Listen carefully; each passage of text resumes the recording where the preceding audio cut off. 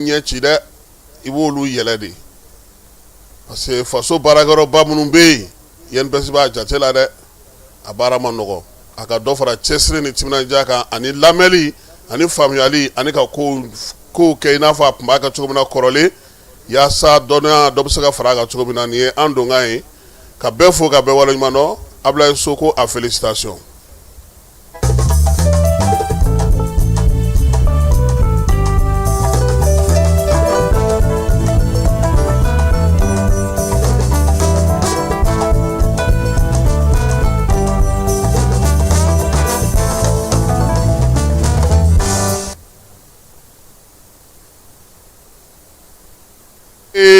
An bɛ taa Kulukoro n'an taara Kulukoro sɔrɔdasiw ka kalanyɔrɔba min bɛ yen ni bɛɛ lajɛlen b'a foroba tɔgɔ wele ko Emiya Falaye nka baarakɛ tɔgɔ o tɔgɔ ye ko centre d'instruction Boubacar Sadasi i bɛ Sadasi dɔn wa i y'a tɔgɔ mɛn dɛ ale ko sariya sigi kun y'a ka bato de Falaye don kelen sɔgɔma ale fana sina ka gendarme kulu dɔw cɛ ka olu gɛn ka bɔ sɔrɔdasiya yɛrɛ la ten pewu k'u wulila k'u b'u ka hakɛ ɲini ko hakɛ tɛ ɲini sɔrɔdasi tɛ hakɛ ɲini syndicat tɛ sɔrɔdasiya la Boubacar Sadasi n'i b'a fɛ k'a dɔn a fɔ ko madame Si Ousmane Si kɔrɔkɛ don ale yɛrɛ tun ye Wolomasiri Tabako ka minisiri ye a ye baara min kɛ sɔrɔdasiw ye Falaye ale tun bɛ taa ni gima ninnu ye kan kɔnɔna la u bɛ taa ɲɔgɔlɔn bɔ sɔrɔdasiw ye ko bɛɛ lajɛlen bɛ hakilila lafiyali ko hukumu kɔnɔna na donc Sadasi Emiya tɔgɔ dalen don ale de la maa 215 olu de ka kalankuncɛ baaraw kɛra nin kalo in tile 17 kunungo min ye Emiya kɔnɔna na bɔko 5nan o ye maaw ye maa minnu kan ka jɔyɔrɔ ta sɔrɔdasiw ka dagaw kɔnɔna na Falaye min ye bɔko 14nan o ye minnu ye dɔ fara u ka dɔnniyaw kan n'olu kan ka kɛ chef de section ye baara in ɲɛmaya tun bɛ maa min bolo sa o ye général de brigade Dawuda Traoré ye ni ale état major garde national ɲɛmaa ye Wolomasiri Tabako ka dagatigi sa Élisée Daw ye ale de bila ka taa Falaye min ye an terikɛ ye n'o o ye Lamine Kapori Sanogo ye colonel El Hadj ale yɛrɛ tun bɛ kɛnɛ ka Kulukoro gouverneur a n'a ka baarakɛlaw bɛɛ lajɛlen maire ni ale ni préfet n'o o ye Jawara ye u bɛɛ lajɛlen tun bɛ nin ko in kɛnɛ k'a ye Falaye maa minnu fana bɔtɔ don n'olu ka kalankun cɛra olu fana somaw n'u limanaw n'u denw bɛɛ lajɛlen nana a yirala sa k'a fɔ ko min ye maa 215 in ye maa minnu bɛ yen sa n'olu bɛ bɔko 5nan na n'o o ye kɛlɛtigi ɲɛmaayaw ye olu ye maa 119 ye muso 4 bɛ olu la Falaye maliyɛn min b'o la sa o ye 103 ye Burkina ka ye 4 ye o la Niger ka ye 2 ye min ye minnu ta ye jɔyɔrɔ ko ta nasira ye sa n'olu ye dɔ fara u ka dɔnniyaw kan olu ye maa 106 ye 4 ye muso ye o la 99 o ye maliden ye 4 ye Burkina bɛ ye 2 ye Niger ka ye 1 bɛ bɔ Centrafricaw fɛ yen Falaye ninnu bɛɛ lajɛlen ka jɔnjɔn dir'u ma kalo 9 kalan kɔfɛ i n'a fɔ kalan min kɛ Emiya la cogo min Falaye sɔrɔdasiya n'a degun bɛɛ lajɛlen n'a magan bɛɛ lajɛlen n'a ko faamuya cogo bɛɛ lajɛlen adamadenya tɔbɔtɔli cogo ka olu bɛɛ lajɛlen kalan k'u kunna min ye kalanyɔrɔ in yɛrɛ ɲɛmaaba ye ni o ye colonel Kader Konate a ye foli ta n'u ta ka ɲɛsin ninnu ma maa minnu filɛ nin ka tila nin kalan 2 in na nin ye Falaye a y'a jira sa ko kalo 9 in kɔnɔna na k'u kɔni ye u yɛrɛ di u ye cɛ siri kosɛbɛ min ye Kader Konate a ko a bɛ maa minnu filɛ nin n'u ye diplôme kuraw sɔrɔ a b'a ɲini u fɛ Falaye u k'a bila u kunna k'a fɔ ko nin y'u kɛlen ye maa ye maa minnu bɛna jɔyɔrɔw ta u kan ka kɛ misali ye sabula Emiya tɔgɔ o na da u kan a y'a ɲini u fana fɛ fana u k'a bila u kunna fana k'a fɔ ko min ye nin ko min sɔrɔlen filɛ u bolo nin ye ko nin ye kun fɔlɔ de ye nin t'a bannen dɛ kalan wɛrɛw bɛ nin kɔfɛ min fana ka girin ni nin ye directeur adjoint ni o ye école militaire directeur adjoint ye ale n'o ye Seydou Sogoba ye ale fana ye foli ta n'u ta ka ɲɛsin k'a yira sa k'a fɔ ko foyi ti kalan bɔ Wolomasiri Tabako i ka dɔ fara i ka dɔnni ka waati bɛɛ k'o de ɲɔgɔn tɛ nin waati in na Dawuda Traoré n'o ye général de brigade ye garde état major ale min tun bɛ Wolomasiri Tabako ka dagatigi tɔgɔ la n'o ye Jean Élisée a ko ni kalansen ninnu ye diyagoya ye Mali ma bi a n'a dɛmɛbaga jɛkuluw ma Emiya n'o ye Boubacar Sadasi tɔgɔla kalanso in ye Falaye Kulukorokaw fɛ yen ko a jɔyɔrɔ ka bon bi kosɛbɛ min ye cɛncɛn fɔ ka jamanaw ka kalan na ani lakana basigili la ko waati bɛɛ kulu dɔ bɛ don kulu dɔ bɛ bɔ o b'a yira sa k'a fɔ ko min ye Mali a n'a lamini jamanaw minnu bɛ AES kɔnɔna na bi u ka kɛlɛkɛcɛw kan ka nin lamini cogo min na k'o baara bɛ sen na min ye général ye sa a ye foli ta n'u ta ka ɲɛsin bɛɛ lajɛlen ma kalanden ninnu yɛrɛ k'a ɲini u fɛ u ka dɔ fara cɛsiri ni timinandiya kan baara mun bɛna kalifaw la don nataw la u k'a bila u kunna k'a fɔ ko olu bɛ su ani tile u lakɔlɔsili la fa bɛɛ lajɛlen fɛ n'an bɔra Kulukoro an bɛna Darusalam fala ye Darusalamkaw fɛ sɔrɔdasiw ka ɲɔgɔn dɛmɛ ale direction ba de bɛ yen n'o ye direction service social ye service social ale ko fala ye ni yanni ka maa min dege jɛgɛmɔ na jɛgɛ dun na i k'a dege jɛgɛminɛ na o hukumu kɔnɔna na sa min ye colonel major Birema Samake ɲinan in daminɛ na a ko k'u bɛna kalo kelen ta ka kalan kɛ cɛsabaatɔw kunna n'o ye sɔrɔdasiw ye u ka yatimɛw an'u ka denmisɛn minnu bɛ yen ka se ka kalansen k'olu kunna kalo kelen kɔnɔna u bɛ se k'u boloma yɛlɛma cogo min na ka se ka faamuyali kɛ o la sa kalo kelen kɔnɔna na sa fɛn o fɛn bɛ yen n'o o ye kalan ye kalan min bɛ tali kɛ informatique la congé in kɔnɔna fala ye u n'o k'u kunna k'anglais k'o fana k'u kunna assurance ni transit ni douane ka taa se kuranko ma kuran min bɛ don sow la min ye énergie ye n'o ye panneau solaire dilancogo ye kun dilancogo ɲɛgɛnw kɛcogo fo ka taa se jabi dacogo ma fala ye nin kalan bɛna kɛ denmisɛnw ni cɛsabaatɔ ninnu bɛɛ lajɛlen kunna a y'a yira sa ko nin kɛkun ye min ye fala ye don bɛ don na i yɛrɛ ka se ka ko dɔw k'i yɛrɛ ye i ka se k'i yɛrɛ ta walima tuma dɔ la i ka negelanin dɔw bɛ yen i ka se k'olu sɔrɔ service social ale bɛ bakuruba dili kɛ nka a ka kan maa minnu bɛ nin ko ninnu kɔnɔna fala u ka se k'u bolominɛ yɔrɔ sɔrɔ u yɛrɛ ye colonel major n'o o ye Birema Samake ye a ko maa minnu y'u dɛmɛ nin ko in na a b'olu fo k'u waleɲuman dɔn minnu bɛ filiya la filiya bɔbatɔ kuranin ninnu a y'olu fana fo ko sabula ale b'a dɔn k'a fɔ ko foyi tɛ yen min bɛ kalan bɔ n'an y'an cɛsiri kalan na ko o de ɲɔgɔn tɛ a y'a yira sa maa minnu y'u dɛmɛ nin ko in na n'o ye institut tertiaire secondaire ITS maaw ka taa se complexe baga ma ale ni évidence couture a y'olu bɛɛ lajɛlen fo ka bolo di ɲɔgɔn ma na sa wa a y'a yira sa k'a fɔ ko mɔgɔ mɔgɔ bɛ nin ko in na fala ye a bɛ se ka kɛ yɛrɛ i somaw bɛ yen fana i bɛ se ka na nin kalan in kɛ a ka fisa i yɛrɛ ma i bɛ se ka dɔ fara i ka dɔnniyaw kan wa nin bɛna na k'olu taabolo ye don nataw kɔnɔna na service des armées ale hukumu kɔnɔna na an ka jamana kɔnɔ.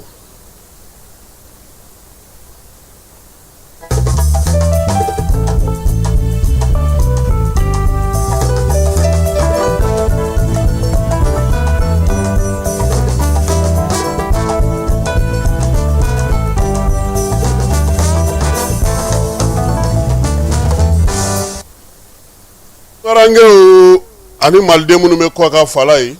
olu ka fɛɛrɛ kɛnɛ belebeleba a sigiko filanan ye nin ye sango n'o kɛra tutigɛli la ka ɲɛdɔnni kɛ k'a dira k'a fɔ ko maaw kan ka se ka baara min kɛ ɲinan ko k'o kɛ lawaleyali ye kɛnɛ ka se ka labila cogo min na maa wese minnu na o ka na ni o ye o kɛnɛ ka sa maliden kɔni bɔra diɲɛ fantan ani naani fɛɛrɛ minnu b'u bolo ka na ni o ye an daba n'o o ye an ka malidenw ye n'olu bɛ États-Unis kaw fɛ yen Alpha Bada ale n'a furumuso n'o ye Awa Kokayina ye olu nana ni fɛɛrɛ ye fɛɛrɛ min n'u yɛrɛ bɛ nana ɲɛfɔ an ye e taara u sɔrɔ kununko CICB la fala ye u ye min sɔrɔ an ka jɛ ka o filɛ. ANB Holding o ye an ka compagnie donc an nalen don conférence internationale de diaspora la an nana AMAPU ka sirada fɛ pour que ka na an ka compagnie ani an ka projet ɲɛfɔ Mali kɔnɔna na. ANB Holding olu ka baara ye digitalisation compagnie malienne pour que ka se ka fɛnw nɔgɔya maliyɛnw ka don o don taama siraw n'u bɛ ka taa papier ɲini administration na an bɛ fɛ ka o de nɔgɔya maliyɛnw bolo donc sisan nin projet fɔlɔ in mun bɛ sira kan an yɛrɛ bɛɛ bɛ jamana tɔgɔ dɔn taama siraw gɛlɛyalen don donc ni dabɔ kun ye mun ye maliyɛn bɛɛ bɛna sɔrɔ a ka téléphone kɔnɔ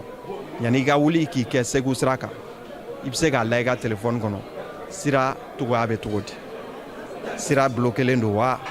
n'a bɛ se ka sira wɛrɛ bɔ k'o yiri la i bɛ se yen waati joli kɔnɔna na segu ni ala y'a nɔgɔya fɛnɛ an bɛ fɛ usagers k'a utiliser n'u ye problème ye sira kan accident o yɔrɔ ye ji ye sira tiɲɛ o u bɛ se ka a signalement ci an ka autorités b'a sɔrɔ appui bɛ mun permettre ka siga bɔ kow la parce que n'u ye yɔrɔ photo ta k'a ci an ka autorités b'a dɔn tiɲɛni in kɛra yɔrɔ min na exactement u tɛ mɔgɔ wɛrɛ ɲininka parce que appui b'o ci u ma donc u bɛ se ka dɛmɛ wuli dɛmɛ mun mɔgɔw bɛ se ka se yen sisan ka sira ko ɲɛ ka ko nɔgɔya mɔgɔw bolo application de don an ka kan yɛrɛ bamanankan nin dabɔra Mali de kama donc a bɛ ka daminɛ tantɔ n'Ala sɔnna ma an bɛ phase pilote la o kun ye mun ye pour que ka appui tester wa appui n'ala sɔnna ma a dabɔlen don mun kama a bamanankan b'a la français b'a la hali katakatani bolila ou bien moto taxi o man kan tɛ ka mɔgɔ wɛrɛ ɲininka a utilisation na parce que i bɛ se ka bamanankan fɔ a ye ne wulila sisan n bɛ ka n kunda Maɲanbugu sira kan sira tɔgɔ bɛ cogo di a b'a f'i ɲɛna ni accident b'a kan ou bien ni sira bloquelen don n'i kan ka sira wɛrɛ ta a bɛ se k'o fɛnɛ don i senkɔrɔ donc surtout an ka sira belebelebaw Kayi Segu Mopti fo ka taa se n'Ala sɔnna ma Kidali ma ka se ka sira tɔgɔ fɔ mɔgɔw ye yan'u k'u kɛ sira kan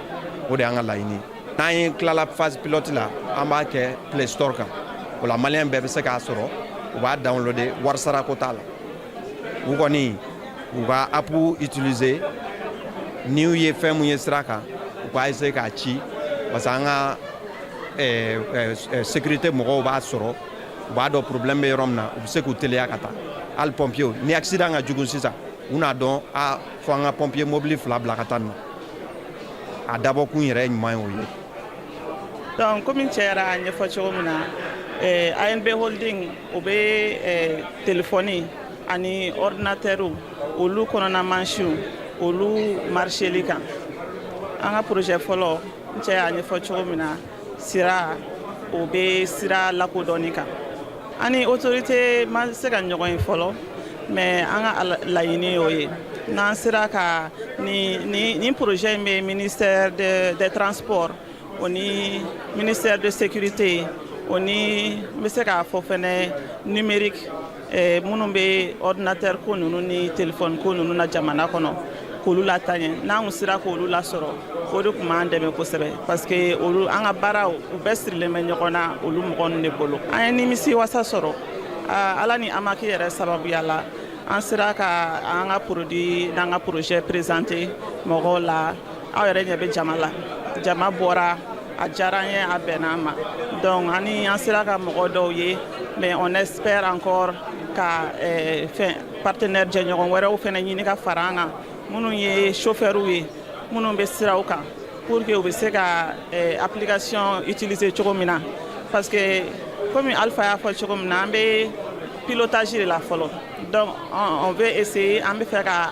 essayer k'a lajɛ sɔni an ka a cari jamana ɲɛfɛ an sɔrɔ ɲuman an ka téléphone numéro bɛ yen Amérique numéro don mais n'i y'an wele i b'an sɔrɔ a kan yan nɔ 001 301 706 19 25 n'an ka segin a kan 001 301 706 19 25 an ka email adresse fɛnɛ bɛ yen nɔ o ye ANB comme tɔgɔ yɛrɛ ANB ada@gmail.com. I Bamako kɔnɔna na sirabaw ka maaw dusu ka teli maaw fujunennen don kuma caman n'i ye sirabakankalaw la i b'a ye k'a fɔ ko maaw t'u u mada maaw ye sabula min ye bɛɛ lajɛlen kɔrɔtɔlen don n ka se ka se n seyɔrɔ la fala ye nka waleya min filɛ nin ye a kiirintan tɛ jateminɛlikɛlaw ni kɔlɔsilikɛlaw y'a yira sa k'a fɔ ko nin waati laban in na Bamako yɛrɛ kɔni circulation kɛra birisa ɲami dan ye bɔn kun ka bɔn sen ka ye fala ye fɛn bɛɛ lajɛlen bɛ Bamako circulation na wa fanɛni banɛni a n'a bolokuru o ka ca n'a bɛɛ lajɛlen ye min ye sunandoma min bɛ yen n'o ye maître Ibrahim Ben Mamata ye Touré ale ko k'a banna ta ko min ye code pénal kura min sigira sen ka fala ye k'a danganiyalen don o kɔnɔna na k'a fɔ ko ni maa min ye nɛnini kɛ i dafa maa la a kɛra circulation a kɛra yɔrɔ o yɔrɔ ye code pénal kura in ale sigirinden 327nan buruburu 15 a n'a kɔkan sɛbɛnw k'olu y'a yira sa k'a fɔ ko nɔminɛli bɛ se ka k'a la hanfala ye a dɔ bɛ yen ni a tigi nana n'a ka daluyajɔw ye fala ye kiiri tigilamaw fɛ k'i y'a nɛni ayiwa 50 sarali o bɛ daga i ye san kelen ka so datugulen i b'o kɛ min ye nin ko in ye k'a man ka bali maaw la sabula a nana kɔlɔsi k'a fɔ Mali yɛrɛ sariyaw kun kɔnɔna na i n'a fɔ an ye sariyaw ta jamana minnu fɛ fala ye olu bɛɛ lajɛlen kun kɔnɔna na nɛnini kun ti jate n'i kun ko maa ma kiirikɛyɔrɔ la k'i y'a nɛni o sariya o kun t'anw ka sariyaw kɔnɔ nka code pénal kura in k'a y'a ta han wa dɔw yɛrɛ bɛ se ka taa 3 millions la fala ye a bɛ bɔ nɛnini kɛcogo ni nɛnini kɛyɔrɔ ni i y'a fɔ cogoya minnu na sabula denmisɛnninnakaw cɛla a bɛna fɔ u ta ka jugu n'a tɔ bɛɛ lajɛlen sabula i bɛ k'olu dege a la a bɛ ka sɔn ka k'olu taala ye nin ye jateminɛw ye mun b'a yira sa k'a fɔ ko an kɔni kɛra cogo o cogo n'an bɛ circulation na an k'an mada an ka se ka ko dɔw to ɲɔgɔn ye yaasa an bɛ se ka tɛmɛ siraba kan cogo min na o bɛ na n'an ye tilaba ale ka ko la fala ye fiɲɛbɔda bɛ se ka sɔrɔ tilaba t'a la sabula kunun Koman Jabate ale ni baronin ba ni bɛɛ b'a wele baronin ba a tɔgɔ yɛrɛ Kasum Sumano ye u n'u ka jɛkulu ye wuli ka jɔ kɛ ka ɲɛsin jaabi ma min yɛrɛ ni tilaba bilara ɲɔgɔn na n'a taara ni ko ye bɔgɔ jeninen kan min bɔra a ko la an ka Koman Jabate lamɛn ale ye min ci an ma a ka video la. Assalamualaikum warahmatullahi taala wabarakatuh. An bɛ alisamɛ bɛɛ lajɛlen fo alhamdulilayi rabil alamina an bɛ masa fo masa min bi jumadon an b'a yira na donc nin ye information tellement ba ye tilaba ka ko la tilaba ka situation a bɛ cogo min na an bɛ ala fo ka ala barikada n'an ye ala fo ka ala barikada an bɛ Surakata den fo n'o ye Babugu Jabi a n'a dɔgɔkɛ Bamu an b'u fo k'u waleɲuman dɔn ko in daminɛ ni bi cɛ an se su ma u b'an kunbɛn ni bonya ani karama ye mɔgɔ mɔgɔ i wulila k'i jɔ ko in na an b'a bɛɛ lajɛlen fo ŋaniya ɲuman fɛn fɛn tun bɛ nin ko in na an b'aw bɛɛ lajɛlen fo information min bɛ k'o da aw bɛɛ lajɛlen tulo kan o de ye k'a fɔ ala barika la bi jumadonyaba in na Jabi sɔnna a sɔnna n bolo dɛ a sɔnna n bolo ka taa plainte retirer o ma tɔ to n na dɛ o ma tɔ to n na k'a fɔ tilaba kanubaga bɛɛ lajɛlen ye ko Baburu Jabi a y'a ka plainte retirer bi jumadonya in na ni ala sɔnna an ka dugawu kɛ tile 2 na a ko bi nɔgɔya an bɛ dugawu kɛ fɛn min ye tilaba yɛrɛ ye ani anw ala k'an bɛɛ kisi ka bɔ nin n'a ɲɔgɔnnaw bɛɛ lajɛlen ma ala k'an bɛɛ kisi ka tila k'a fɔ artiste denmisɛn bɛɛ lajɛlen an ka sabali kɔrɔ ka ca sabali tɛ tile kelen ko ye donc ni ne kun don k'a da aw tulo kan donc k'a fɔ aw bɛɛ lajɛlen bɛɛ k'i hakili sigi aw bɛɛ ka fara ne kan an ka jɛ ka Jabi fo a ma jagoya dɛ a diyara a ye de a ye plainte bɔ non a ma jagoya dɛ n'o y'o kɛ aw bɛ fara ne kan an ka Jabi fo ko ala k'a sara an bɛ Jabi fo yarabi a ma a sɔnna an ta ma a fana bɛ ala deli fɛn o fɛn kɛ ala ka sɔn a fana ta ma tilaba kɔni ka plainte a y'o retirer ni ala sɔnna tile 2 in na problème bɛɛ bɛ na nɔgɔya an bɛ procureur fana fo an bɛ commissaire tribunal fo o ma gɛlɛya foyi lase an ma hadamaden ni nana i jijɔn kɔ i laban ko b'i kɔnɔna fili dɛ tribunal baarakɛla bɛɛ sanfɛ fo duguma aw bɛɛ salamu alaikum ala k'aw bɛɛ lajɛlen sara aw merci. bon ni Surakata den yɛrɛ filɛ ɲɔgɔn fɛ Jabi nin ko tɛ baasi ye an b'i fo i m'a kɛ anw kama dɛ i y'a kɛ ala de kama i ye plainte retirer a diyara n ye an b'i dɔgɔkɛ fana fo n'o ye Bamu ye vraiment a y'a yira n na k'a fɔ vraiment aw ka du mɔgɔ bɛ bonya ye i sɔnna an ta ma an b'i jagoya dɛ mɔgɔ si m'i jagoya a y'a kɛ ala ni kira de kama ala k'i sara Jabi i sɔnna anw bolo an fana bɛ dugawu kelen k'i ye n'i ye fɛn fɛn deli ala bolo ala k'a sɔrɔ i ala k'i sara Jabi.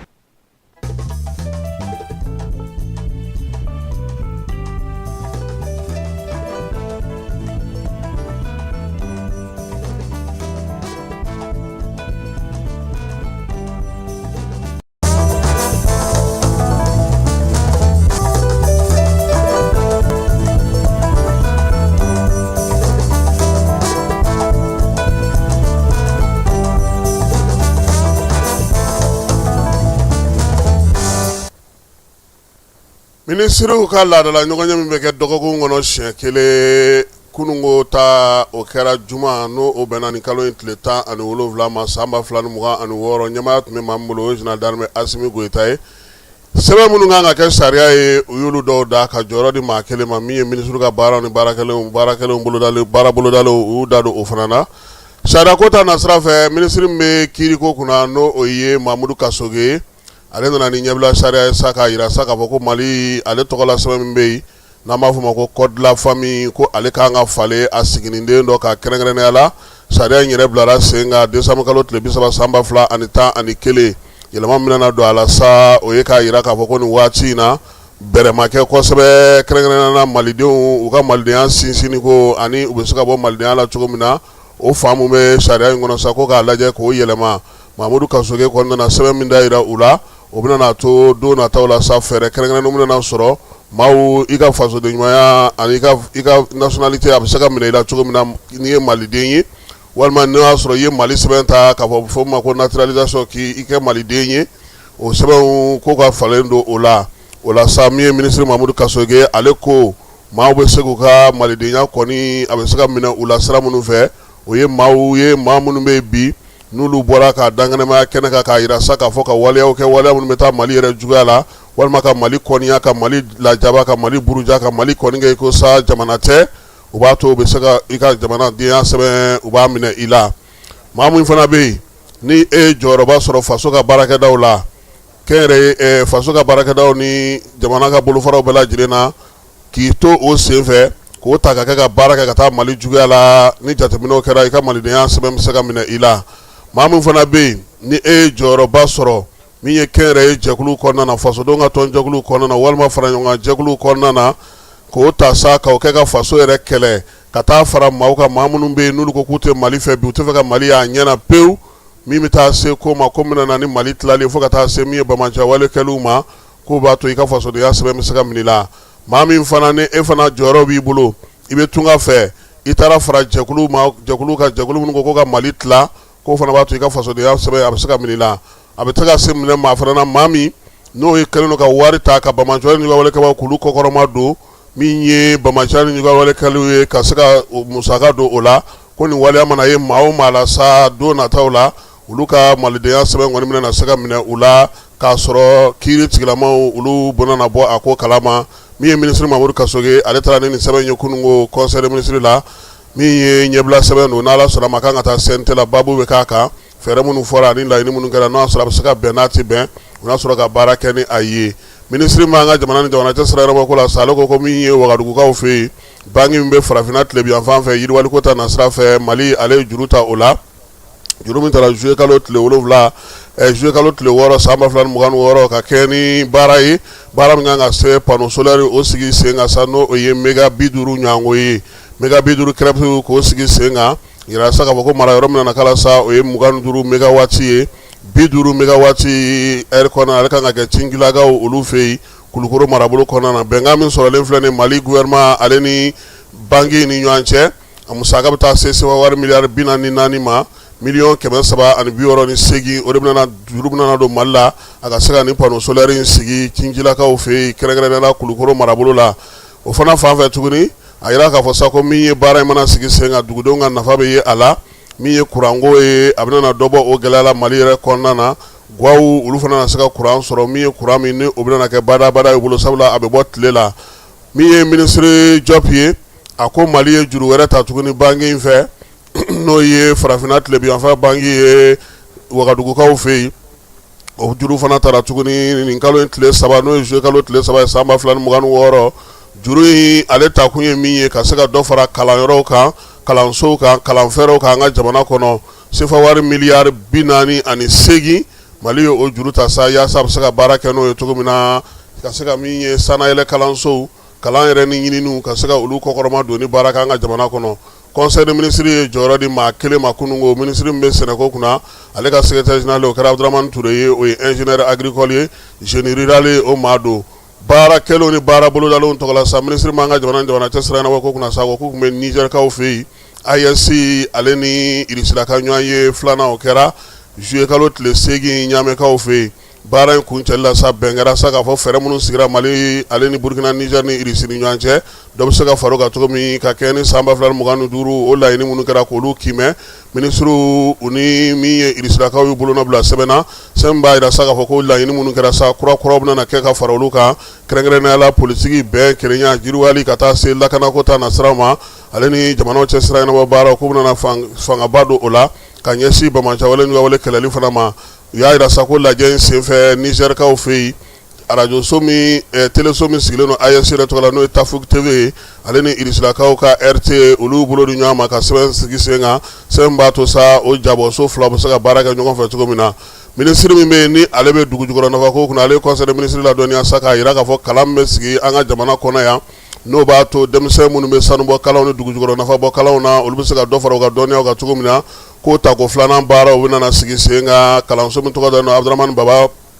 Ture la n'o ye EMIA ye o la sa maa minnu bɛ n'olu ye maa mafalenw ye sanubɔyɔrɔ ni dugu jukɔrɔ nafa sɔrɔ yɔrɔ la an ka jamanaw kɔnɔ olu de bɛna kalandenw ta sa kalanden minnu b'an ka nin kalanso ninnu kɔnɔna na kɛrɛnkɛrɛnnenya la ENI yɛrɛ b'a la ani kalanyɔrɔ wɛrɛw ka se ka kalangolu kunna min ye dugu jukɔrɔ nafa bɔli n'a nafa sɔrɔli n'a ko faamuya cogo fɛɛrɛ kura minnu bɛ sa k'olu sigi sen kan u se ka faamuya cogo min na minisiri min bɛ farikolo ɲɛnajɛ kunna ale conseil des ministres la dɔnniya sa k'a yira k'a fɔ ko min ye irigibi farafinna an fanfɛ bolo n'o b'a fɔ ma ko zone B k'olu kun ka ɲɔgɔn ye ɲɔgɔn dan kun bɛ an fɛ yan farikolo ɲɛnajɛ in ale daminɛna kalo tile 20 juin kalo tile 28 k'a kuncɛ juillet kalo tile 12 Bamakɔ yan sa jamana minnu ye ɲɔgɔn sɔrɔ o ye Guinée ye Niger Togo ani Mali kɛrɛnkɛrɛnnenya la olu jamanaw de kun kan ka ye o ndulata in fana kɛnɛ kan farikolo ɲɛnajɛ in ko a fisara kosɛbɛ cɛ fɔ ni kan bɛ bɛn ni kelenya a y'o don wa min ye kulon kuncɛli la sa Mali ko ale ye se sɔrɔ ale de kɔni kɛra fɔlɔ ye Benin dar'o kan ka sɔrɔ ka Togo kɛ ka o tɔ dafa ministre min bɛ sɛnɛko kunna an ka jamana kɔnɔ ale conseil des ministres la dɔnniya sa k'a yira k'a fɔ k'ale tun bɛ munumunu sa la kɔsa in na Segu marabolo Buguni marabolo min ye Sikaso ye juin kalo tile 24 ka taa se juin kalo tile 6 ma wulikajɔ in kɛ kun ye min ye sa ka taa sɛnɛ yɛrɛ kɛcogo lajɛ san 2027 sɛnɛko bɛ cogo di kimɛli minnu kɛra san 2025 ta la k'olu lajɛ sɛnɛ yɛrɛ bɛ se ka fara kan cogo min na ka se ka dɔ fara min ye sɔrɔ o kan kɛrɛnkɛrɛnnenya la min ye sumansi ani sumankisɛw ni nɔgɔw ka kow bɛ cogo di marabolo kɔnɔna na minisiri y'a yira sa k'a fɔ ko ani sɛnɛkɛlaw ka jɛkulu ye ɲɔgɔn ye n'u ye hakilila jagabɔ kɛ fɛɛrɛ minnu sigira sen kan sango yaasa samiyaji bɛ se ka kɛ ka nafa sɔrɔ cogo min na u y'o baaraw kɛ maa minnu bɛ yen n'olu ye technicien n'olu kan ka kɛ sɛnɛkɛlaw kɛrɛfɛ fana n'olu fana masalala a ka nin taama in senfɛ minisiri min bɛ muso ale ni den ani du ka ko kɔɲɔw kunna ale conseil des ministres la dɔnniya ko farafinna muso tɔgɔla don n'o ye juillet kalo tile 31 ye ko ɲinan ta bɛna taa ɲɛnamaya kulukorokaw fɛ yen ni farafinna bɛɛ lajɛlen bɛn'a ka sa k'a ta k'a yira sa k'a fɔ ko jiko gɛlɛya ani ni ji hakɛw bɛ se ka sigi sen kan cogo min na ka kɛ bɛrɛ la Mali yɛrɛ ye ale fana y'o ta sa k'o kɛ a fana ka sinsin bere ye kɛrɛnkɛrɛnnenya la Mali la sa u y'a yira sa ko bɛɛ lajɛlen bɛ se ka ji sɔrɔ cogo min ka saniya sɔrɔ musow olu ka to u jɛlen ka bɛn ni san 2063 ma Mali kɔnɔna na k'olu ka baaraw bɛna taliko la don in kurumo karili hukumu kɔnɔna na sa kulukorokaw fɛ yen a yɛrɛ sa ko bɛna fɛɛrɛ ni Mali bɛɛ lajɛlen tigɛ sa jiko saniyako ani musow yɛrɛ bɛ se k'u ka sigidaw lakana cogo min na ka se ka yiriwali baaraw k'an ka jamana kɔnɔ k'u bɛna taa o baabu bɔ ka bi kulukorokaw olu fɛ yen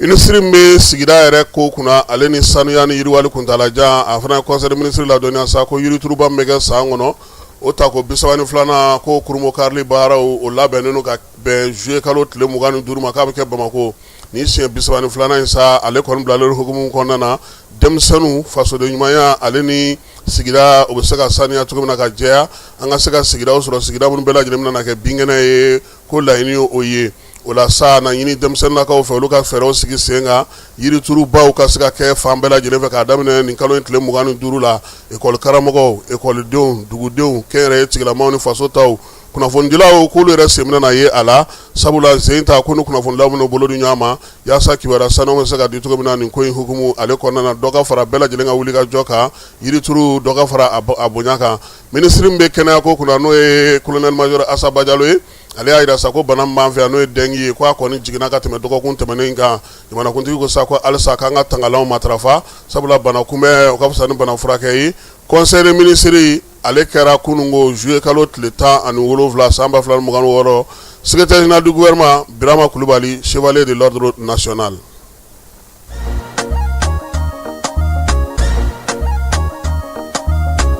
Aw bisimila hôtel Lafiya la n'i ko hôtel Lafiya wulikajɔw bolodalen don walasa aw bɛ se ka lafiya sɔrɔ cogo min na ani hakilisigi aw ka séjour la anw fɛ Mopti yan kɛrɛnkɛrɛnnenya la Mopti Sevare ka kɛ ni kurantigɛtigɛ ye min ye hôtel Lafiya Sevare ale ye wulikajɔw boloda ka se ka min ye awa fɛɛrɛ kɛrɛnkɛrɛnnen dɔw ta walasa aw bɛ se ka lafiya sɔrɔ cogo min na aw ka séjour la hôtel kɔnɔna na n'o ye ka panneau solaire installé min ye kurantigɛtigɛ o degun aw kana o ye séjour la l'hôtel yɛrɛ kɔnɔna na réservation ka kɛ kabi sisan min b'a to aw bɛ se k'aw ka séjour kɛ k'a sɔrɔ tɔɔrɔ tɛ aw kan degun tɛ aw kan hôtel Lafiya hôtel Lafia ale filɛ nin Sevare Bangetaba yanni ka se aéroport sirafara ma station laban i kiniboloya fan fɛ i bi jigi o carré fɛ mètre 200 bɔɲɔngo hôtel Lafia ale cokolen bɛ i kiniboloya fan fɛ i bɛ se ka weleli kɛ nɛgɛjuru siraw fɛ 21 42 14 11 76 01 01 98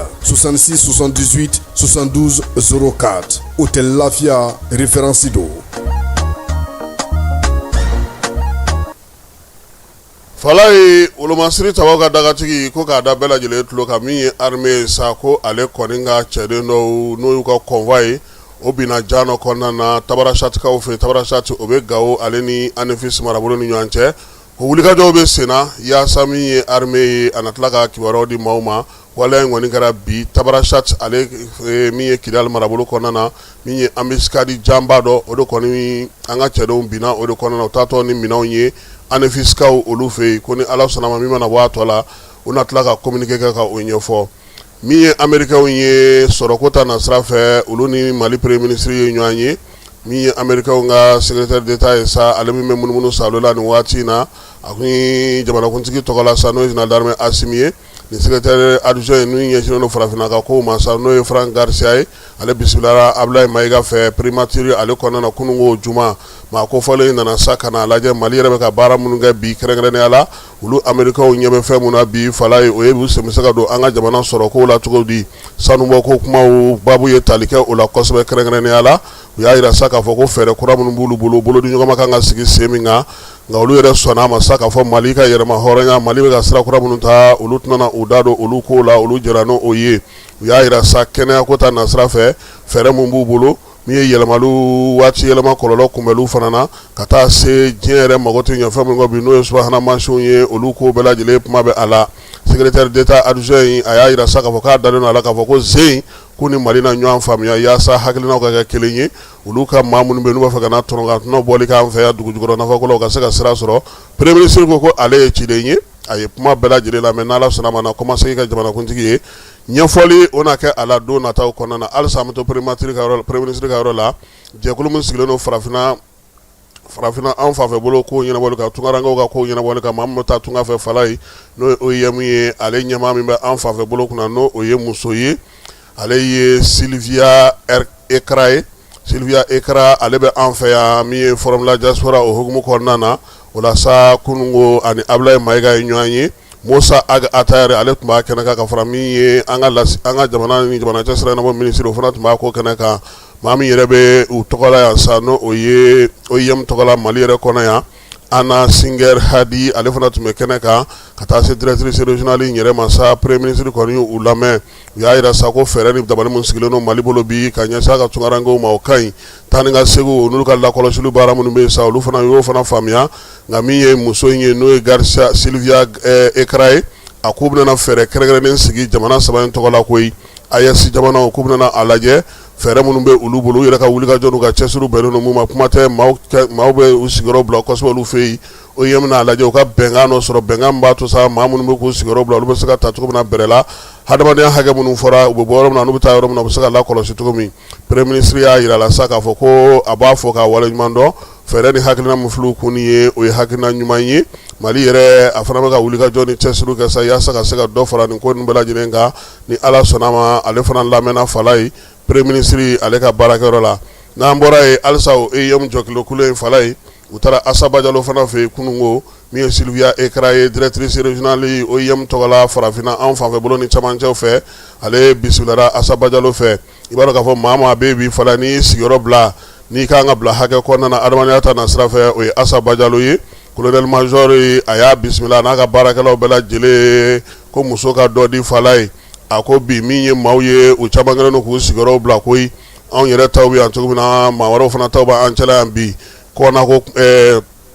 koroko kuma nana bɔ ka bi fala ye sabula bi Burkina bɛ u cayalen don kosɛbɛ o fɛɛrɛ bɛ se ka sigi cogo min na malidenw de kɔni bɛ k'u bolo bila o jufa la ka se ka olu kunbɛn min ye OIM ɲɛmaa in ye sa a y'a yira sa ko fɛɛrɛ min sigira sen na AES jamanaw tɔgɔla fala ye dɛmɛ min kan ka kɛ o hukumu kɔnɔna na u nana o kɛrɛnkɛrɛnnenya sa k'o waleyali daminɛ Mali kɔnɔ colonel major Asaba Jalo y'a yira sa k'a fɔ ko maa caman fana bɛ yen bi u b'a fɛ ka segin ka taa u sigiyɔrɔ la u ka dugu kɔnɔna na u bɛ se ka labɛn cogo min u ni OIM k'u bolo di ɲɔgɔn ma ka se k'u labɛn cogo min na k'a sɔrɔ degun ma sɔrɔ a la min ye samiyaji fana min kun bɔlen filɛ nin ye fana o fana walakataw baaraw bɛna kɛ dɛmɛ bɛ se ka ta ka don olu ma cogo min na min ye colonel Asaba Jalo a ye nin bɛɛ lajɛlen fɔ fan filaw kɔni y'a jira sa k'u ka kuntilennaw n'u ka filɛcogow ye ɲɔgɔn ye baara o bɛ se ka kɛ cogo min na faamuya kɔnɔna na u bɛnna o kan an bɛ to halisa min ye colonel major Asaba Jalo ale ka minisiriso fana kɔnɔna na fala ye kunungo maa 35 jɔnjɔn dira olu ma n'o ye kɛnɛya jɔnjɔn kɛrɛnkɛrɛnnen ye u ka minisiriso ale tɔgɔ la baara in bɛɛ lajɛlen sa eko a ma kɛ kunungo juma INPS ale ka ɲɔgɔn ye soba kɔnɔna na wa jɛrɛ in kɛnɛ ka sa maa min bɛ n'o ye colonel major Asaba Jalo ye an ka kɛnɛya minisiri fala ye ale tun bɛ kɛnɛ kan min ye maa min yɛrɛ bɛ jɔnjɔn di Mali tɔgɔ la n'o ye général Sagafuru Gueye ye o fana tun bɛ yen anw minnu kan ka jɔnjɔn sɔrɔ an bɛɛ lajɛlen dafalen tun bɛ kɛnɛ kan ye fala ye maa si ma to kɔ minisiri kɔrɔ fara kura kan ani maa kun kan ka jɔnjɔn in sɔrɔ a maa 35 bɛɛ lajɛlen nana tɛyi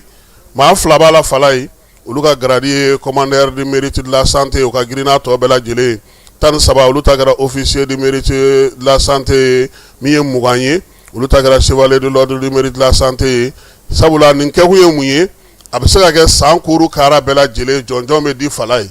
nka kɛnɛya bolofara kɔnɔna na kɛrɛnkɛrɛnnenya la minisiri yɛrɛ b'a dɔn k'a fɔ karisa ye baara kɛ olu ka sugandi ka o ta d'u ma kɛnɛya hukumu kɔnɔ nin de y'o ye nin ni chevalier de l'ordre national ninnu tɛ kelen ye effigie AB ninnu n'olu tɛ kelen ye nin ye minisiriso i b'a sɔrɔ sɛnɛ ta bɛ yen polisiw ta bɛ yen seko ni dɔnko ta bɛ yen sanubɔlaw ta bɛ yen donc nin ye olu yɛrɛ ka mérite santé de ye santé u y'a di maa minnu ma fala ye minnu ye minisiri jɔyɔrɔ kɛ minnu ye fɛɛrɛw sigi sen kan ani maa minnu bɛ yen bi n'olu ye baarakɛla baw yɛrɛ ye minisiriso yɛrɛ kɔnɔna na a dira olu ma bɛɛ lajɛlen nana ka na i ka jɔnjɔn minɛ u y'a jira sa k'a fɔ ko jamana ɲɛmaaw ye nin hakilina min sɔrɔ nin ye jɔnjɔn in tun bɛ yen fala ye nka a kun jɔra de a tun bɛ di kɔrɔlen kɛnɛya hukumu kɔnɔna nka a kun jɔra maa minnu ye jɔnjɔn sɔrɔ olu tɔgɔ la docteur Mama Kumare ni ale yɛrɛ minisiriso ye secrétaire général kɛ ka tɛmɛ fala ye a ye foli ta n'u ta ka ɲɛsin Asimi ma ani u ka minisiri maa bɛ yen n'o ye jɔnjɔn sɔrɔ k'u bɛɛ lajɛlen fo k'u waleɲuman dɔn a ko minnu bɛ baara la olu ka dɔ fara u ka cɛsiri kan dɛ n'o tɛ olu minnu bɛ sɛgɛnnafiɲɛbɔ la u ka dayɛlɛlen don ni maa mago b'u la fana o fana bɛ se ka maaw dɛmɛ cogo min na Asaba Jalo y'a jira sa k'a b'u bɛɛ lajɛlen fo k'u waleɲuman dɔn k'a ɲini u fɛ u ka dɔ fara cɛsiri ni timinandiya kan jɔnjɔn bɛ sɔrɔ n'i y'i cɛsiri k'i timinandiya ka baara kɛ ka kɛ misali ye i tɛ se ka dogo cogoya si la a bɛ diyagoya min ye jamana ɲɛmaaw ye k'i ka waleɲuman o dɔn i ye an bɛ t'e fa fɛ an bɛ sɔrɔ ka segin ka na minisiri min bɛ diinɛ ni bato kunna ale ka minisiriso kɔnɔna na.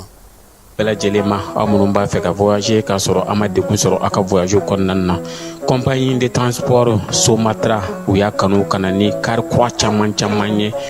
kari minnu dilanna norme kɔnɔna na aw ka lafiya kama a suspension wo a climatisation a siège wo n'i ye kari jɔlen ye foyi tɛ jigin kɔnɔ i bɛ se ka don a kɔnɔna na cogo min na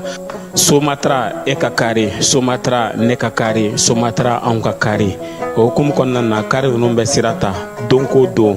Bamako Segu San Moti Kucala ka taa se Sikaso ma Keɲeba Kita u ma ɲina Yoro di Sahel maaw kɔ ka taa se Kolokani Jijeni fo ka taa se Bɛnma ma Somatra fiɲɛ foroko Somatra ka wuli hɛrɛ la ka se hɛrɛ la ayiwa client fala ye minisiriso min bɛ an ka jamana kɔnɔna na diinɛ ni bato kunna ni o minisiri ye docteur Mamadu Kone au conseil islamique bureau a ɲɛmaa d'an ka n'o ye u ka vice président premier vice président ye ale ni u ka ɲɛmaa wɛrɛw u sera a ma k'a yira sa k'a fɔ ko olu tun ye meeting ba kɛ Bamakɔ kɔnɔna na bɛn ni kelenya cɛfɔ ni kanbɛ bɛ se ka sigi sen kan cogo min na wajuliw kɛcogo ale ni diinɛkɛlaw yɛrɛ ka kumaw tacogo n'u ka kow kɛcogo yaasa cɛfɔ ni kanbɛ bɛ se ka bɛn an ka jamana kɔnɔna na fala ye o la sa k'u b'a fɛ ka sɛbɛn in a ka walankata bɛɛ lajɛlen ka bɔ a kalama o de la sa u nana min ye minisiri fɛ yen a bɛ se k'u dɛmɛ cogo min na ani ka bilasiralikan mun f'u ye yaasa sɛbɛn in a ka walankata bɛɛ lajɛlen ka se ka i ka faamuya sɔrɔ a la i ka tata ni ka bilata sɔrɔ a la min ye livre ko ta na sira la kunun na sini ko dunanjigiso dɔ kɔnɔna na livre dɔ ale yirala maaw la livre in sɛbɛnna maa min fɛ sa o ye Mamudu Kanamba ye Mamudu Kanamba ka livre bɛ tali kɛ maa min kan sa o ye Segu Sala Karambe n'u b'a wele ko Sibe Segu Sala Karambe ale ye diinɛ batobaba ye maa min don sa a jɔyɔrɔ bonyana diinɛ lafasali ni diinɛ na kɔkɔrɔ doli la kosɛbɛ an ka jamana kɔnɔ kɛrɛnkɛrɛnnenya Bayaŋara mara la o la sa kɛnɛ kan maa minnu tun bɛ yen min ye minisiri Mahamadou Kone diinɛ ni bato ministre ale tun b'a kɛnɛ kan nun tapili ni ale cour suprême président kɔrɔ ye bibi na ni jinɛ dɔgɔ ɲɛmaa don ale tun bɛ yen capital plaque ɲɛmaa n'o ye Bari ye o fana tun bɛ kɛnɛ kan ni maa mafalenw caman u nana sa ka na min ye gafe in ye k'a kunbɛn k'a lajɛ fɛn minnu b'a kɔnɔ a nana ye k'a fɔ sa gafe in dilanna maa min fɛ fala ye a ye hakili jagabɔ baara kɛ ministre y'a jira sa k'a fɔ ko nin kɛnɛ in yɛrɛ diyara ale cogo min na a ka kan capital plaque maaw fala ye ale ni jinɛ dɔgɔ ɲɛmaa u ka 1000 di ɲɔgɔn ma k'o ye laada ye u y'o baara min kɛ o kɔfɛ min ye kananba ye ale ye livre in ɲɛfɔ maa min yɛrɛ filɛ nin fala ye diinɛ matarafaba diinɛ jetura belebeleba de fana ye nin ye n'o ye Seku Sala Karambe ni b'a wele ko Sibe ka ɲɛfɔli kɛ a yɛrɛ ka tariku kan a ka kɛcogo kan n'a ka kalan faamuya cogo n'a ka adamadenya n'a y'a yɛrɛ di Ala ma cogo min na kɛrɛnkɛrɛnnenya la ziyara min bɛ k'a tɔgɔ la nin bɛɛ lajɛlen de bɛ livre in kɔnɔna na yaasa maaw ka se ka ko tiɲɛ n'a nkalon dɔn min ye kananba ye a ko a ye ɲinini kɛ koyi a ye wuli ka jɔ kɛ ka cɛsiri kɛ ka ɲɛsin maa caman ma maa minnu bɛ maa kofɔlen dɔn ka se ka bugunatigɛ dɔn ka se ka se olu fana ma dɔw ye fɛn dɔw fɔ fala ye a ɲuman n'a juguman ka se k'olu dɔn ka bɔ ɲɔgɔn na ka sɔrɔ ka livre in sigi sen kan yaasa bɛɛ lajɛlen bɛ se ka livre ɲɛnama sɔrɔ cogo min na k'o kɛra ale ka baara ye min ye banjugukaw fɛ yen san o san min ye Seku Sala Sibe a tɔgɔla don min sigi n'o ye ziyara ye wa min y'a kanuba n'a lafasabaw ye u nana ka bɔ diɲɛ fan 14 bɛɛ lajɛlen fɛ ka na ziyara in ale baara kɛ kɛrɛnkɛrɛnnenya la Dɔngɔnɔdugu ale kɔnɔna o don n'an bɔra yen an bɛ taa min ye ministre halisa diinɛ ni bato ministre ka baarakɛyɔrɔ la fala ye Arasini Sal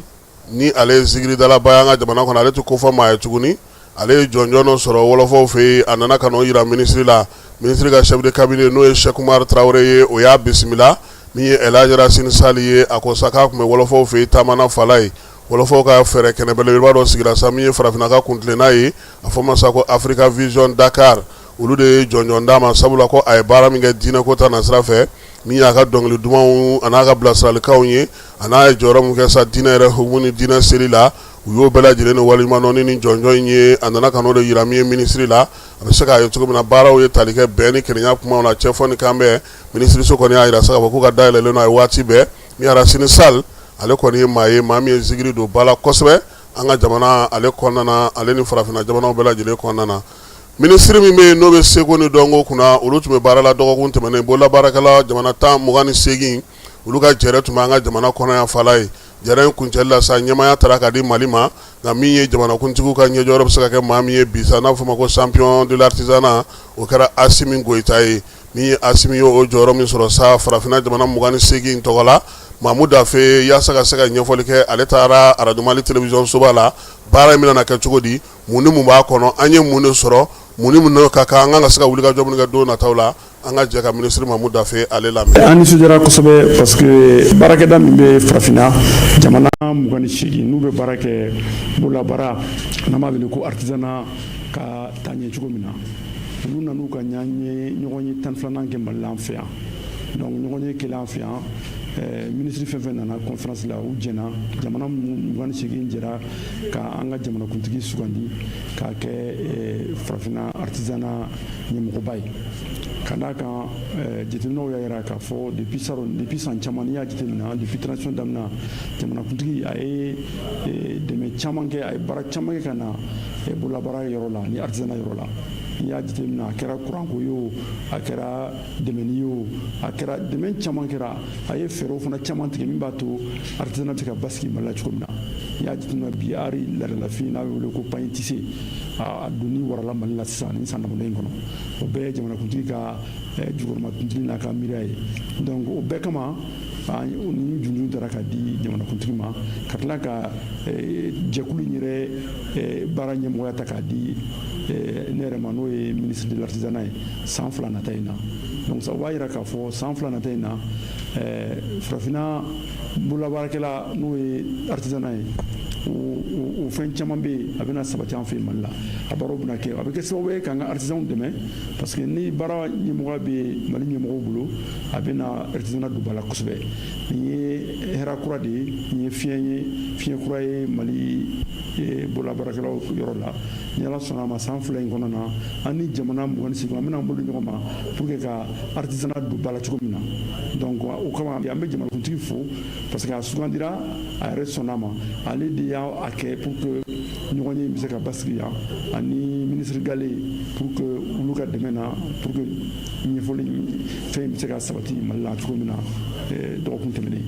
donc vraiment foli de don an bɛ jamana 28 mɔgɔ bɛɛ fo ani dɔnnibaa minnu nana Mali la dɔnnibaa nana ka bɔ jamana 16 de la ka na sigi ka seko ni dɔnko ni bololabaara fɛsɛfɛsɛ ka siraw yira an bɛ se ka taa san fila in na sira min fɛ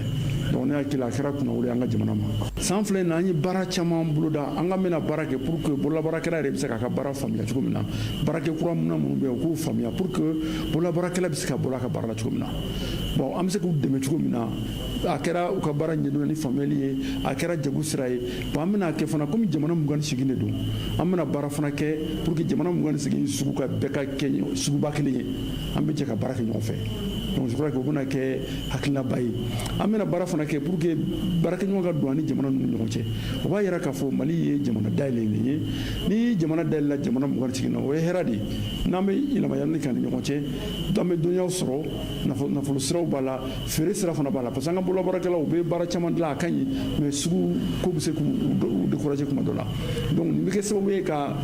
nɔgɔya caman don an ka baaraw la donc a kɔni Mali bonya dira Mali ma a bɛnna ma ni Ala sɔnna jamanakuntigi ka yamaruya kɔnɔ n'an b'ale wele ko champion de l'artisanat africain tubabukan na donc ça veut dire que ni san fila in na farafinna artisanat taɲɛ bɛ taa cogo min na ale de bɛn'o kunkun n'o siraw bɛɛ sabati pour que an bɛ se ka an ministre 28 an bɛ se k'an bolo ɲɔgɔn ma cogo min na pour que ka jamanakuntigi ka hakilina ninnu lawaleya pour que artisanat bɛ se ka kɛ donba la cogo min na donba la farafinna. a se ka bɔli ye ministre ye ka lawaleya o tɛ bololabaarakɛlaw ye. sisan kɔni jamanakuntigi y'a ka baara kɛ a tɔ ye anw n'olu de ye sisan an k'an bolo ɲɔgɔn ma pour que an bɛ se ka ko ye ɲɛnamaya kosɛbɛ cogo min na. an bɛ to Mamu Dafe ale ka minisiriso kɔnɔna na Alisa Fala ye min ye Murasima maaw ye olu taara Dafe fɛ kunungo ka taa jɔnjɔn dɔ di jɔnjɔn min n'o kɛra taasibila ni bonyamasigi ye ka ɲɛsin général d'armée Sadio Kamara ma Ala ye ale min ka kalifa minɛ a la avril kalo tile 25 san 2026 o la sa min ye Murasima maaw ye u y'a jira sa k'olu kɔni nana jɔnjɔn in kɛ waleɲuman dɔn ye sabula ko Sadio kun jɔyɔrɔ kun ka bon kosɛbɛ Mali jamana kɔnɔ u yɛrɛ ka kuma ko fɛn tɔgɔ ye ko Marley d'or in ko k'a di général Sadio Kamara ma k'a sababuya k'a ka wulikajɔ n'a ka cɛsiri fantanw ni yatimɛw dɛmɛni ani jigintanw dɛmɛni la a ye fɛn k'o la an ka jamana kɔnɔ min ye Murasima maaw ye sa u ka sigi sen fɛ u ni minisiri u y'a jira sa k'a fɔ ko baara dɔ b'olu yɛrɛ fana bolo kɛrɛnkɛrɛnnenya la reggae musique o taali la ɲɛfɛ min ye sɛnɛ fana baaraw fana bɛ u bolo ka taa se jamana yɛrɛ bolola baaraw fana ma k'olu fana b'u bolo minisiri y'a jira sa k'a fɔ ko ale kɔni se mun ye a na se k'o kɛ u ye yiriwali dɔnkili ta na sira fɛ yaasa cogo min na minisiriso bɛ se k'u dɛmɛ cogo min na o baaraw na sigi sen kan koko danbele a y'o fana fɔ k'o waleɲuman dɔn a ka wulikajɔ n'a ka cɛsiri la don o don min ye misigi reggae o bɛ se ka ɲɛ sɔrɔ an ka jamana ale kɔnɔna na cogo min na Fala ye i se t'i den min ka dugu t'a la i b'a fɔ Ala ka se n'a ɲuman ye Coupe du Monde sera a cɛ jɔyɔrɔ la sisan Fala ye n'Ala sɔnna ma final fitinin o bɛ tan bi ni o ye Faransi ni Angleterre ye o kuma fana cayalen don tuguni nka n'Ala sɔnna ma nɛgɛ kanɲɛ 19 tɛ 21 ayiwa n'o ye su ko an kɔni tɛ su ko ndulata nɔfɛ tuguni dɛ kuma tɛ minnu jɔyɔrɔ tɛ ni a tɛ foyi falen foyi la tuguni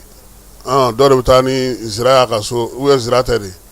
n tɛ sanu ni warijɛ o ye sini ye Fala ye min ye finale ye sa o bɛna taa Argentine kɔnɔ a b'a la ko Coupe du Monde ka to ale bolo dɛ Messi b'a fɔ ko non k'a ka tɔnkɔnɔ minɛ ko ayi ko Messi de k'a ka tɔnkɔnɔ minɛ k'o de ye mɔgɔkɔrɔba ye k'a ka Coupe du Monde to ale bolo n'Ala sɔnna a ma min ye nin balontan in ye sa sini don nɛgɛ kanɲɛ 21 ale bɛ kɛ min ye New York kaw fɛ yen Trump a ka maaw y'a jira k'a fɔ Fala ye k'a bɛ se kɛnɛ kan n'Ala sɔnna ma ko Trump yɛrɛ bɛ y'a kɛnɛ kan u ye labɛnw bɛɛ lajɛlen sabati sabula Ameriki faama ale ka ko ka ca yan'a ka wuli k'an to dulata la ka taa so n'a yɛrɛ an ka dugawu kɛ Ala ka finale in tiko ɲuman jira an na nka ninnu fila bɛɛ lajɛlen ye Portugais kan fɔlaw ye o Fala ye o de ye Portugais ye o fila bɛɛ y'o de ye o u ka jamana fila in fana Fala ye diɲɛ ka di diɲɛ waati dɔ la Fala ye Espagne ye diɲɛ mara dɛ wa minnu fana bɛ n'olu ye jɔnw gɛn ka b'u ka jamana na farafinw gɛn ka b'u ka jamana na pewu o ye Argentine ye i b'a ye olu ka équipe nationale fɛ i b'a bɛ jouer i ti fiman kelen y'a la o fana ye tariku ye tariku min don la an n'an da don o fana na nka bi an bɛ balontan kɛnɛ de kan an bɛ dugawu kɛ se b'a ka se i n'a fɔ kabini coupe du monde daminɛna ne ko kunun ko Marseille ni jɔnni bɛ ka jouer Yamoussoukro FC balontan in a jijara kosɛbɛ dɛ ko aw ka Marseille yɛrɛ ko cɛ in taara o Gabonais in k'a taara fan wɛrɛ fɛ ni coupe du monde banna sisan an bɛna joueurs ta yɔrɔ dɔn fanw na o nin bɛ dan sigi tilegan in na kibaruya la kibaruya mun dira ma Falaye Keita ani ne yɛrɛ fɛ n bɛ dugawu kɛ sa Ala ka sini jira an na min ye finaliba in kɛnɛ ye Falaye sini fana min ye Sala Babi ale denkɛ fɔlɔ Buba o ka furusiri bɛ kɛ sini ni Ala sɔnna a bɛ kɛ Duba la an bɛ dalayikaw fɛ yen an bɛ dugawu kɛ Ala ka furu ni si bɛɛ Ala k'a kɛ sima fila ka furu ye Ala k'u ŋɛɲɛ ko ɲɔgɔn na a k'an bɛɛ waati wɛrɛ dugutigi ni wari dafara e passe d'a kan ka sira di ne ma Sunkalo e kunkolo a tɛ yen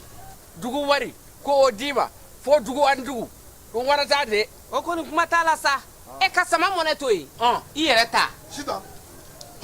Sidi ka numéro filɛ nin ye wari ci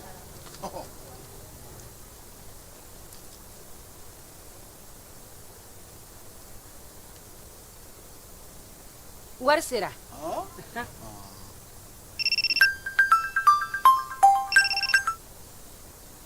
Allo